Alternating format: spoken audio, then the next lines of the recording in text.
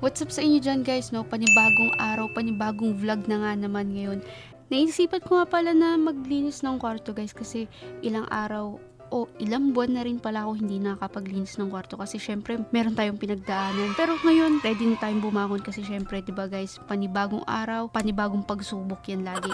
Kaya ito, dito nga pala guys, no, ginagamit natin wipes dito, pangpunas ng sahig kasi hindi na ako gumagamit ng basahan kasi syempre kailangan mo pang kuskusin, tapos kailangan mo pa siyang ilabhan ulit. Kaya ito na lang wipes para mas madali, diba? Diyan nga pala guys, sa ilalim ilalagay natin yung pinalaundry nating mga comforter. Itong area na nga pala to guys, naisipan ko lagyan siya ng mga 3D puzzle at ng mga stationery na pang-business natin. Nakailigan ko rin pala guys na magbuo ng mga puzzle. Kaya sobrang daming puzzle pieces yan guys. Mga 1,000 yan. Kaya ito, hindi ko siya natuloy pero malapit ko na yung mabuo. Kaso nga lang, yun lang, tinamad lang talaga tayo.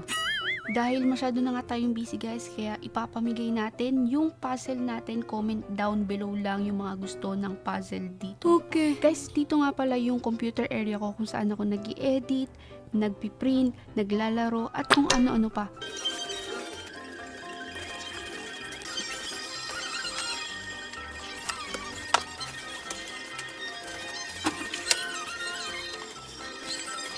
Sobrang dumi nga nitong mousepad ko guys, kaya pupunasan natin yan ng baby wipes kasi pagbasahan lang, akit baba pa tayo para laban yung basahan. Kaya naisipan kong wipes na lang para di tayo masyadong mapagod. Itong computer nga pala natin guys, bigay sa akin ng kapatid ko noong hindi pa ako nag-vlog, kaya matagal na rin sa akin to. Malinis na nga yung computer area natin, kaya dito naman tayo sa cabinet guys. Itong lagay natin ng damit pala, binili ko siya ng 1,000 lang kasi lagayan pala ito ng mga sapatos. Ito nilinisin natin yung salamin. Guys, mura lang din natin siya nabili sa Shopee. 800 lang, may iskinetic ka ng salamin. Pagtapos natin pagpagan yung carpet, pupunasan naman natin bago natin ulit siya ilagay.